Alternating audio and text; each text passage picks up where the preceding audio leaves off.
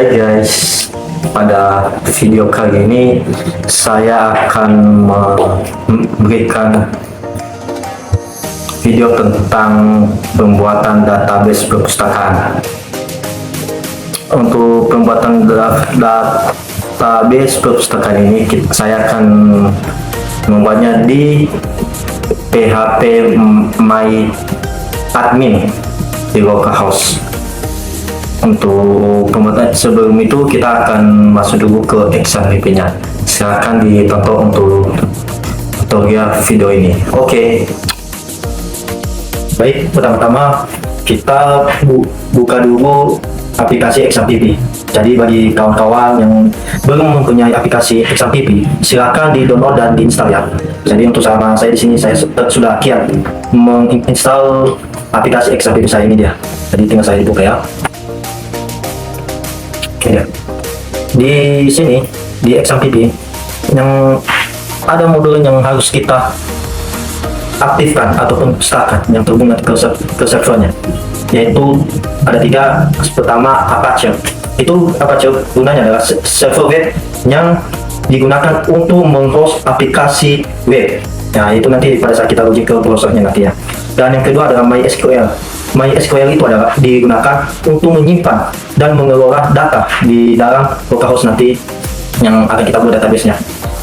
Dan yang ketiga, FileZilla. FileZilla digunakan untuk mengunggah dan mengunduh file antara komputer lokal dan server.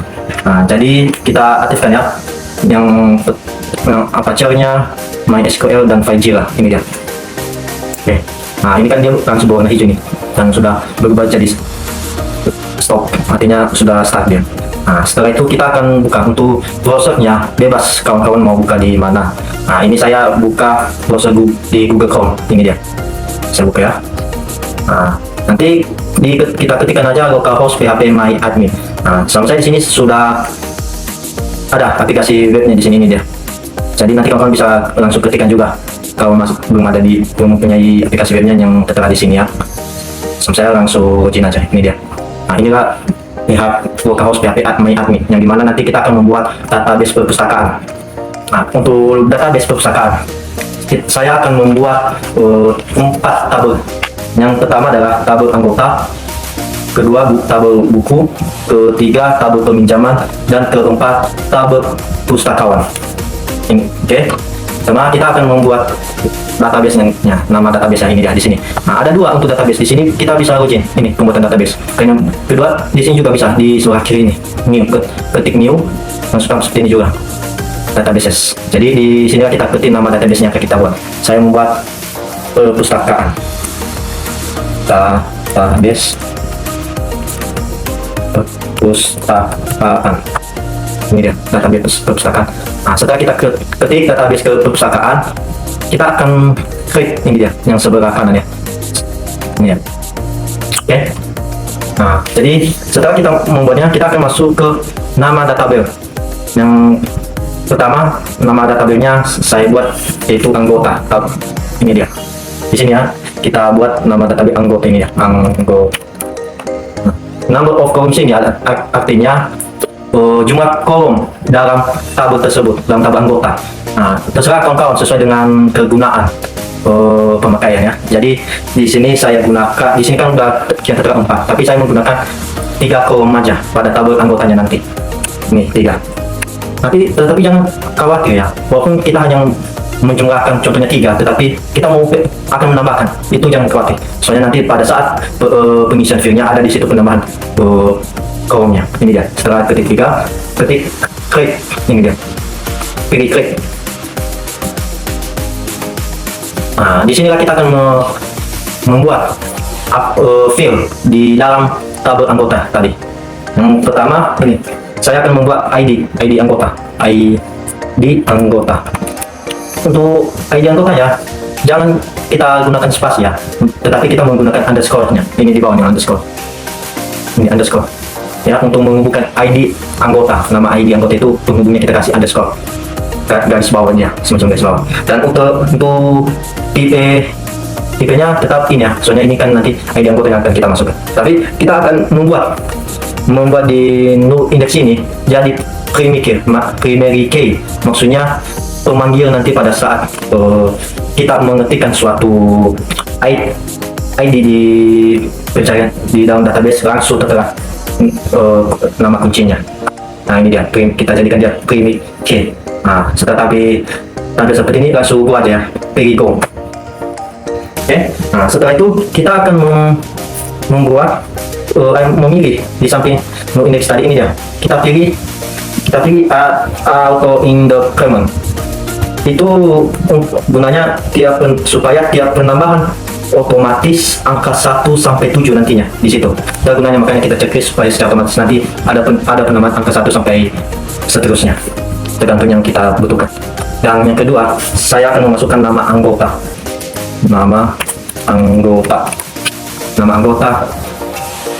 dan alamat. Untuk tipenya kita menggunakan VARCHA ya, karena ini nanti bersifat nama atau namanya nantinya ke bentuk huruf ya. Jadi kita pilih VARCHA. Nah, jadi untuk jumlah ini maksudnya akan kita masukkan di range atau values ini, kita akan memasukkan jumlah huruf ataupun jumlah nama yang akan kita masukkan nanti, artinya batas maksimalnya nanti. Contohnya kita kasih 15 ataupun 20. Nah, jadi nama yang kita ketik nantinya hanya batas sampai 20. Lebih dari 20 dia tidak bisa menginput lagi, kita tidak bisa ketik lagi, cuma batas sampai 20 aja. Kayak gini, ini saya kasih 20.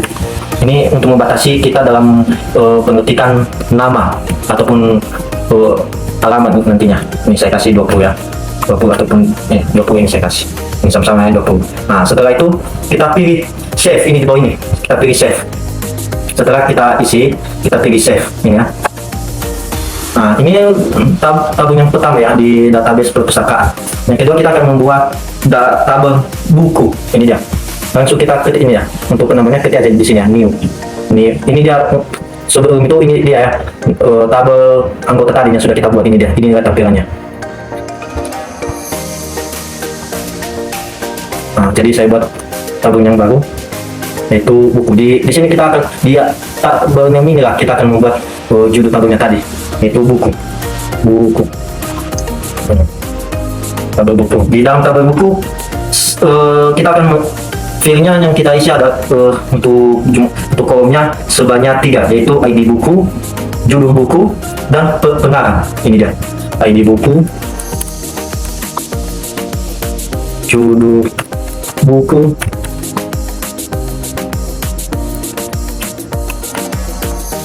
dan pengarang. Ini dia. Nah, untuk judul buku kita ke tipenya kita pilih VARCHA ya. Nah di sini kan pembuatan file pengisian file-filenya. Nah untuk ID buku jangan lupa ya kawan-kawan, kita dibuat di ID buku ini jadi primary key. Ini dia. Dan jangan lupa, ini dia, seperti yang tadi saya jelaskan ya di tabel pertama. Dan jangan lupa untuk tetap di auto increment ini tetap dicek ya. Nah setelah itu judulnya tadi kita kasih 30 aja, dan ini 25. Di pengarangnya 25. Sudah. Setelah itu kita save. Nah ini dia udah jadi ya. Nah ini kan angka satunya 1, 2, 3 itu kan otomatis jadi ini kan. Kenapa tadi? Karena kita sudah checklist di auto increment-nya. Itulah gunanya tadi kita checklist jadi secara otomatis dia menampilkan angka 1 sampai 3 tergantung tadi berapa jumlah kolom yang kita masukkan file-filenya. Itu dia. Nah setelah itu kita buat yang ketiga adalah tabel peminjaman. Di dalam tabel peminjaman ada sekitar 6 yang akan kita masukkan, itu ID peminjaman, ID anggota, ID buku, ID perpustakaan, tanggal peminjaman, dan tanggal pengembalian. Itu yang akan kita masukkan. Ini dia. Yang pertama ID peminjaman. Kedua ID anggota, ID buku, ID pustakawan, pustakawan. Mungkin orang bertanya, itu ID pustakawan maksudnya itu siapa? Nah, ID pustakawan ini maksudnya itu petugas di dalam pustakawan itu maksudnya petugas di dalam pustakawan itu. Jadi jangan nanti kawan-kawan mau bertanya, oh pustakawan itu apa maksudnya, atau apakah perpustakaan. Itu bukan perpustakaan ya, tetapi petugas di perpustakaan. Beda kalau perpustakaan itu menunjukkan tempat buku di nama tempat buku di dalam perpustakaan itu, ya. Nah ini kan untuk kaum di Vivering ini kan hanya sampai 4. Tadi bingung kan kayak mana untuk penambahannya. Jangan khawatir, untuk penambahannya ini di samping table name di sini kan ada add kaum, maksudnya kita bisa menambahkan kaum, berapa kaum yang akan kita tambahkan kembali sesuai dengan kegunaan kita ya. Ini saya tambahkan jadi 2. Ini saya ketik 2. Setelah itu pilih go. Ini dia. Pilih go. Nah ini kan udah bertambah ini. Udah bertambah. Jadi saya akan memasukkan nama kaum selanjutnya itu tanggal peminjaman. Tanggal peminjaman. Selanjutnya tanggal pengembalian. Pengembalian. Ini dia. Nah, untuk tipenya, yang ID tadi, ID peminjaman, anggota, buku, dan pustakawan, itu tipenya tetap ini ya. Kecuali untuk ID peminjaman kita buat dia di no index, jadi primary key. Ini dia primary key. Primary key. Kemudian kita checklist auto increment-nya jadi. Baru untuk tanggal peminjaman dan tanggal pengembalian itu bukan ini ya, karena ini kan mengenai tanggal ini, artinya kalendernya. Nah ini kita buat jadi date. Ini dia date. Kita tipenya jadi date. Nah ini dia. Setelah itu kita pilih save. Di bawah ini dia save. Nah ini kan udah jadi dia, ini dia. Database yang kita buat di tabelnya tadi, ini adalah tabel di peminjaman tadi. Nah satu lagi kita tambahkan itu tabel pustakawan, yaitu pegawainya, pegawai ataupun petugas di perpustakaan itu. Nah ini dia, kita masukkan pustakawan.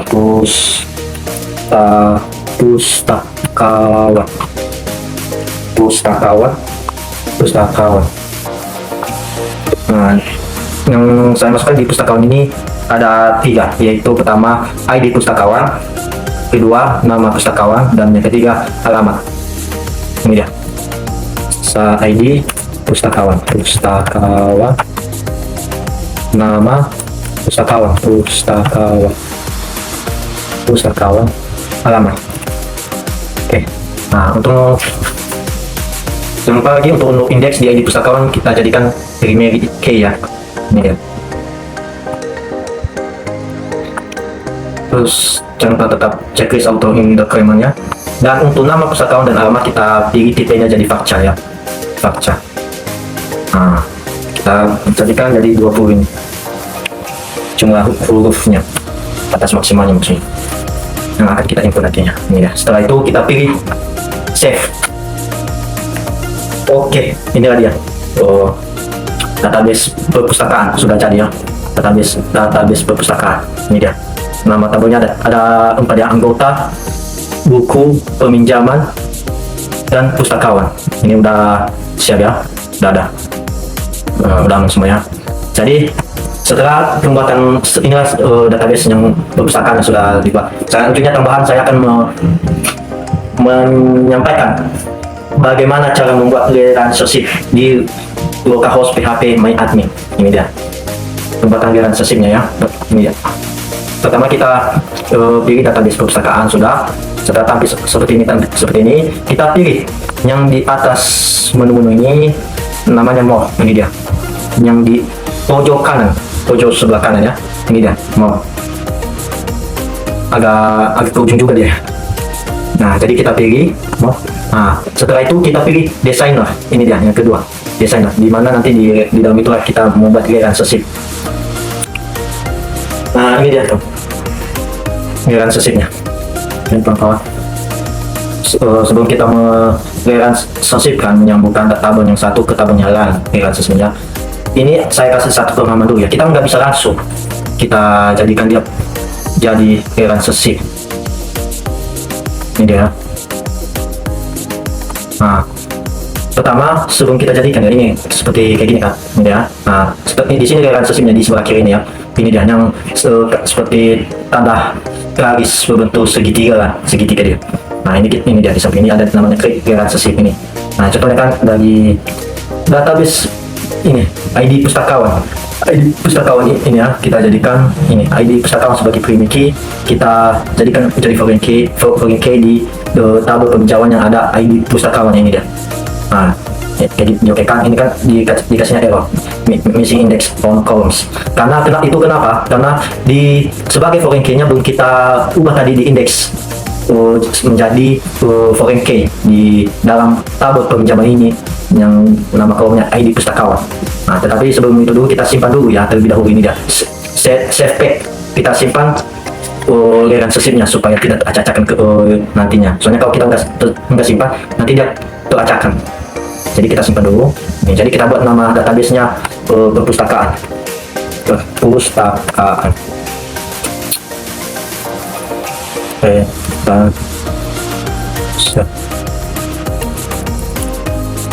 Perpustakaan. Ya. Ini kan udah saya simpan ya. Saya simpan. Nah, jadi kita jadikan dulu ini kan nantinya di tabel pertama, tabel anggota, nama kolom ID anggota sebagai primary key ini kita hubungkan ke tabel peminjaman yang nama kolomnya ID anggota itu sebagai ID anggota di tabel peminjaman nanti sebagai foreign key.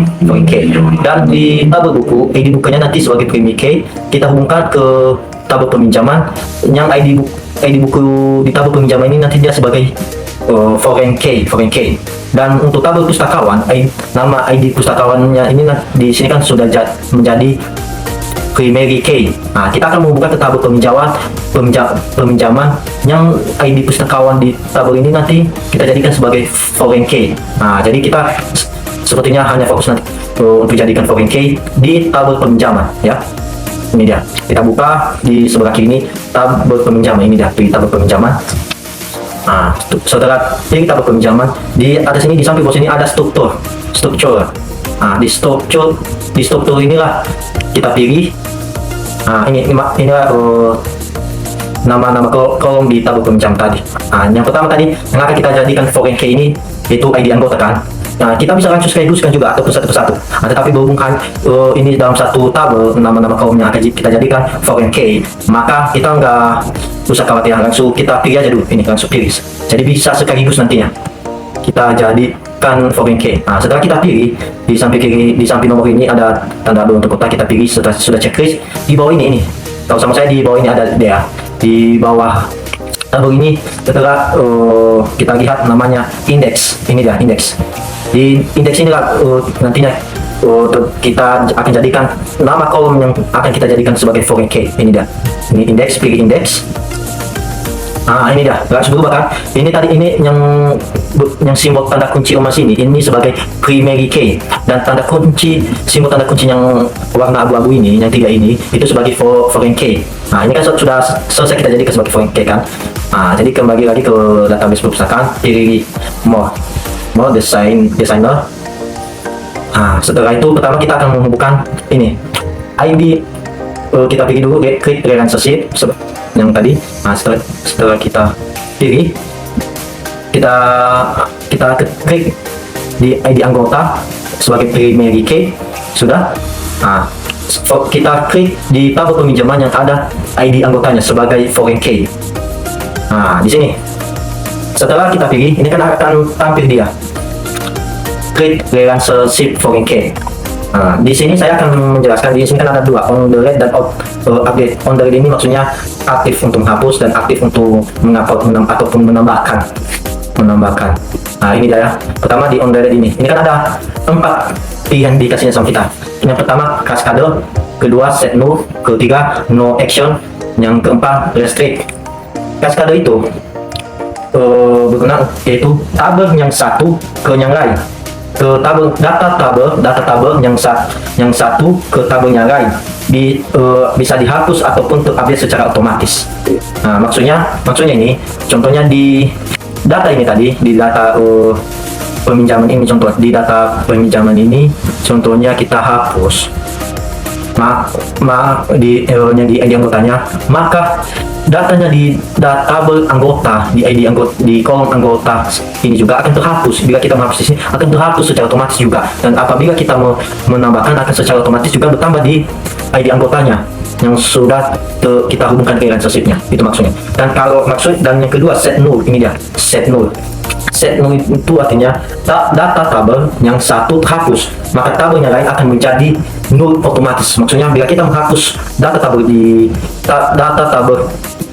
tabel peminjaman di kolom ID anggota, kita menghapus, maka data di sini akan terhapus jadinya, tetapi di sini datanya tidak terhapus, tetapi null jadinya, null datanya di sini. Nah, dan yang kedua, no action. Maksudnya tidak ada tidak melakukan apa-apa, mau di tabel itu yang A dan mau ke tabel yang B, itu tidak ada aktivitas. Jadi yang keempat, restrict. Ini dari restrict. Ini ya, saya coba agak geser ke atas dia. Ini dia, restrict.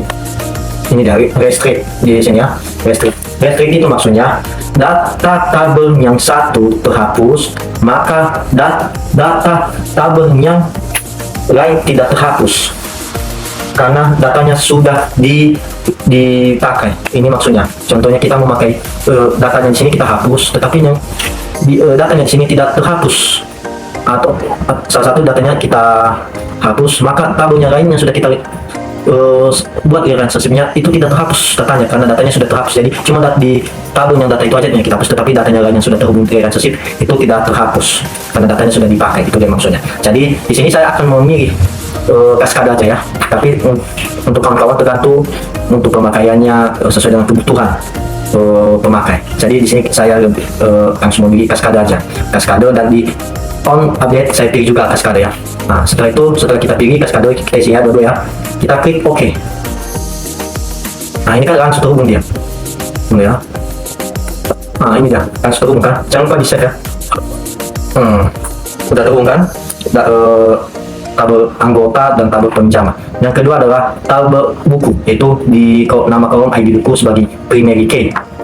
Primary key, ini dia. Nah, kita ke tabel peminjaman yang nama kolomnya ID buku, kita lihat yang sebagai foreign key. Ini dia. Nah, seperti yang tadi saya tetap pilih kaskade. Ini dia, on the red dan pop update, supaya lebih memudahkan sama saya. Jadi saya memasukkan data yang di tabelnya satu, maka secara otomatis saya tidak perlu lagi ketik manual di tabel yang selanjutnya, karena sudah secara otomatis tadi saya pilih kaskade di sini.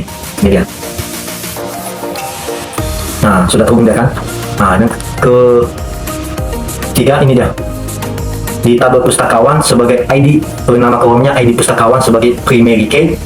Kita ke tabel peminjaman, nama kolomnya ID pustakawan yang sebagai foreign key. Ini dia. Nah, pilih kaskade, kemudian klik OK. Ini dia. Ini kayak kurang beraturan ya. Ini ya.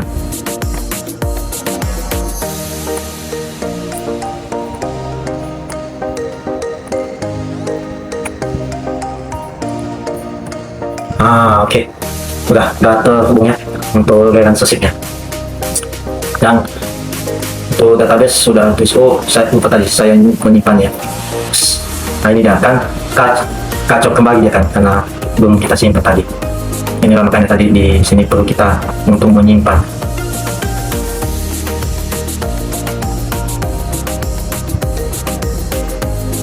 Oke, sudah disimpan ini ya. Nah, jadi untuk relationship perpustakaan sudah selesai ya, udah terhubung. Nah, database untuk perpustakaan sudah selesai juga ya. Ini dia anggota, ini dia, kita bisa lihat untuk strukturnya. Ini dia ya, untuk anggota, tabel anggota, tabel buku. Ini dia, sudah kita hubungkan dia tadi di relationship juga, jadi lebih memudahkan jadi. Nah, oke. Jadi inilah video tutorial dari saya mengenai pembuatan database perpustakaan di localhost PHP MyAdmin.